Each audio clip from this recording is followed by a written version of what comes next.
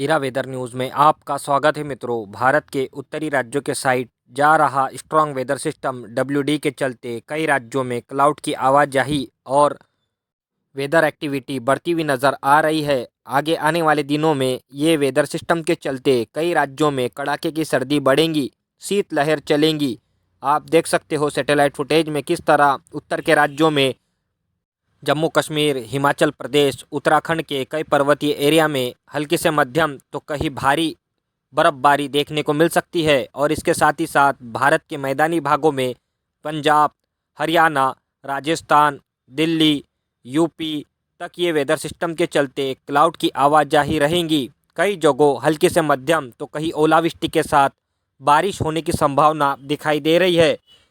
उत्तर के राज्यों में घना कोहरा इस वेदर सिस्टम के चलते भी दिखाई दे रहा है, जैसे कि राजस्थान से लेकर बिहार तक कोहरे की चादर दिखाई दे रही है। फिलहाल इस वेदर सिस्टम के चलते कोहरे में कमी नज़र आएंगी। इस वेदर सिस्टम के जाते ही कोहरा कई राज्यों में घना होने की संभावना बढ़ती नज़र आ रही है।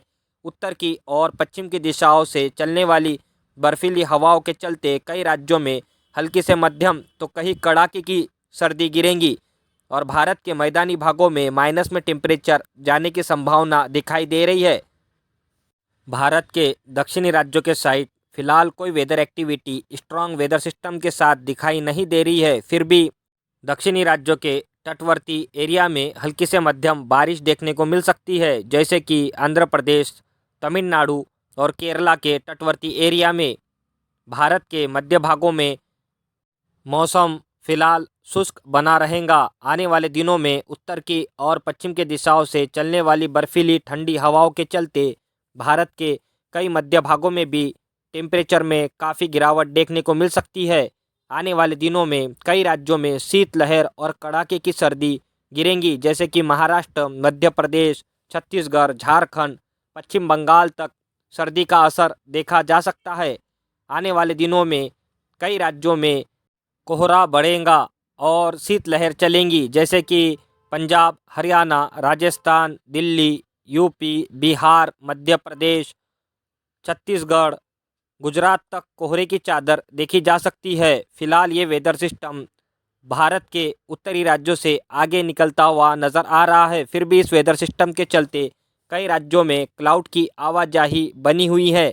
इस क्लाउड की आवाजाही के चलते दिन के समय टेम्परेचर बढ़ेंगे और रात के समय कड़ाके की सर्दी बढ़ने की संभावना बनी हुई है, जैसे कि पंजाब, हरियाणा, राजस्थान, दिल्ली तक ये क्लाउड की आवाजाही दिखाई दे रही है।